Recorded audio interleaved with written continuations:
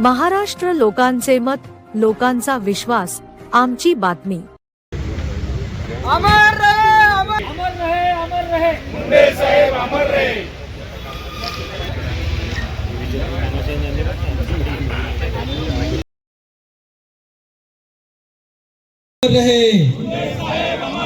अमर रहे, अमर रहे, अमर रहे।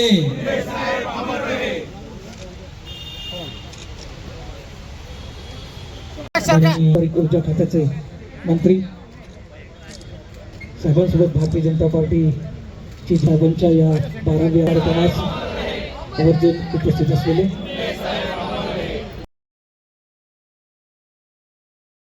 ला सत्तेत आला महाराष्ट्रात त्यांचे सहकारी राजस्थानचं यांचं सुद्धा या ठिकाणी आगमन झालेले आहे। इतर बहुजन विकास तसेच आदरणीय गोपीनाथजी हे माझे मोठे भाऊ, मी त्यांचा शिष्य पण, ते माझे नेते पण, आणि अनेक वेळेस आम्ही एकत्र राहिलो, एकत्र बोललो। दिल्लीत सुद्धा त्या ठिकाणी मी खासदार होतो, ते मंत्री झाले होते, त्यावेळेस आम्ही एकत्र बसायचो। विलासराव आणि आता मी हे बाद असताना मी सुद्धा त्या ठिकाणी होतो। आम्ही तिघजण त्या ठिकाणी मराठवाड्याचे सुपुत्र म्हणून त्या ठिकाणी काम करत होतो। शिवसेना प्रमुख माननीय बाळासाहेब ठाकरे गोपीनाथजी खूप त्यांचे आवडते। शिवसेना, अरे गोपीनाथ काय चाललं तुझं? काही नाही, असंच चल बस आपण गप्पा मारू। आणि अनेक वेळेस ते गप्पा मारत बसायचे, नेहमी। माननीय उद्धवजी ठाकरे साहेबांचा संबंध त्यांचा खूप क्लोज होता आणि त्यावेळेस अनेक प्रसंग होते, पण आता वेळ जास्त होईल म्हणून काय बोलत नाही। पण तो एकच मी सांगतो, आदरणीय नानापण आम्ही बरोबर मंत्री होतो आणि मंत्रिमंडळ हे शिवसेना प्रमुखांचा रिमोट कंट्रोल होता तिथे, म्हणून ते यशस्वी व्हायचं। मनोज जोशीजी आणि गोपीनाथजी हे दोघं एकदम जबरदस्तपणे काम करायचे। मी तुम्हाला एकच सांगतो, इथे गोपीनाथजी गृहमंत्री होते, सर जरी मुख्यमंत्री असले तरी गोपीनाथजींच्या हातात नायनाट होते। पूर्ण 5 वर्षात कधी एकदाही कुठे दंगल झाली नाही, कुठे भांडण झालं नाही, कुठे लॉ अँड ऑर्डर कधी बिघडला नाही। आज मात्र या ठिकाणी मला दुःख होतं, काय चाललं? जर गोपीनाथजी असते तर आमची युती तुटलीच नसती, आम्ही एकत्र राहिलो। हे जे आजकाल भांडणं दिसतात, काय असतात ते दिसत नसते। आणि म्हणून मी आदरणीय गोपीनाथजींना खूप खूप भावपूर्ण श्रद्धांजली शिवसेना उद्धव बाळासाहेब ठाकरेंच्या वतीने मी विनम्रपणे मानतो। आणि असंच त्या ठिकाणी त्यांनी जी आम्हाला शिकवण दिली, इथे बरेच स्लोगन्स आहे, त्या स्लोगनप्रमाणे आपण पाहिलं तर त्यांनी जी शिकवण दिली त्या शिकवणीच्या आधारेच त्या ठिकाणी आपण पुढे वाटचाल करूया। त्यामुळे देशाची उन्नती प्रगती जर करायची असेल तर त्यांचे विचार, त्यांच्या बरोबरचे ते विचार हे घेऊन आपण चालूया। जय हिंद, जय महाराष्ट्र। राज्याचे मंत्री अतुलजी चावे, माजी केंद्रीय मंत्री डॉक्टर कराड, राज्याचे मंत्री आणि माजी खासदार, शिवसेना नेते चंद्रकांतजी खैरे साहेब आणि सर्वच उपस्थित बंधू आणि भगिनींनो, आज खरं म्हणजे मुंडे साहेबांचा स्मृती दिन आहे।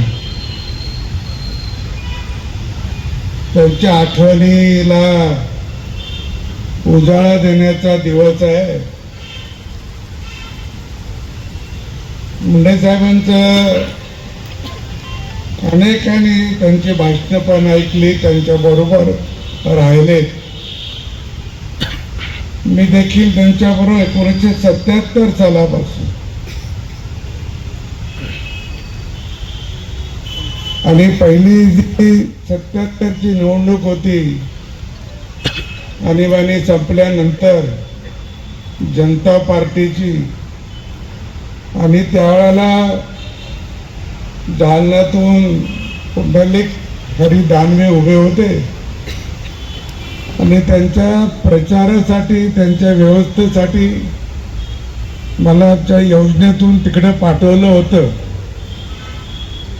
आणि मग तिथून मी गेवराई तालुक्यात जास्त वेळ गेलो, कारण तिकडे आपलं कोणी फार माणसं नव्हती.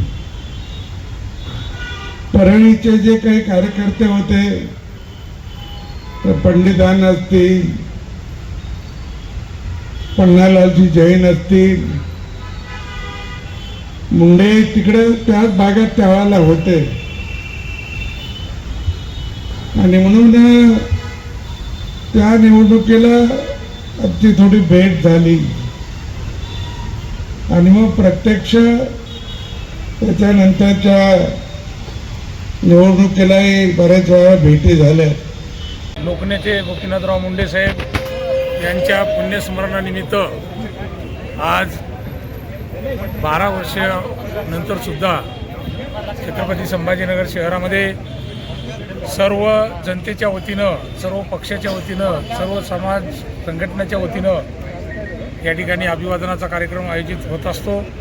त्यानिमित्ताने आज साहेबांच्या आठवणींना या ठिकाणी उजाळा देण्यासाठी त्यांचे सहकारी, त्यांच्याबरोबर काम केलेले कार्यकर्ते, नेते या सर्वांनी येऊन या ठिकाणी साहेबांना अभिवादन केलं. या महाराष्ट्राचा लोकनेता पुन्हा होणे नाही अशा प्रकारचे मुंडे साहेब आज सगळ्या शहराला, नवे महाराष्ट्राला आठवणीचा विषय आहे. आणि म्हणून पुनश्च एकदा या ठिकाणी साहेबांच्या स्मृतिप्रित्यर्थ या ठिकाणी त्यांना अभिवादन करतो आणि थांबतो. साहेबांचा संघर्ष आणि गोपीनाथराव मुंडे यांचं एक समीकरण होतं. कुठलंही आताच महामहिम राज्यपाल राजस्थानचे नानांनी सांगितलं की एखादी गोष्ट अंगावर घेणे, एखादा विरोधक मोठा जरी असला तर त्या मोठ्या विरोधकाला कसं भांडायचं, कधी भांडायचं, काही घाबरायचं नाही, विषय कसा मांडला तर कसा अंगावर येईल याची काहीही चिंता न करता मुंडे साहेब आपला विषय त्या ठिकाणी मांडायचे. आणि नानांनी दुसरंही सांगितलं की वंचिताचा, गरिबाचा आवाज मुंडे साहेब होते, त्यामुळे ते चिंता करत नव्हते. संघर्ष म्हणजे मुंडे साहेबांना एकदा धार यायची आणि त्या धारेतून मुंडे साहेबांचं नेतृत्व घडलेलं आहे.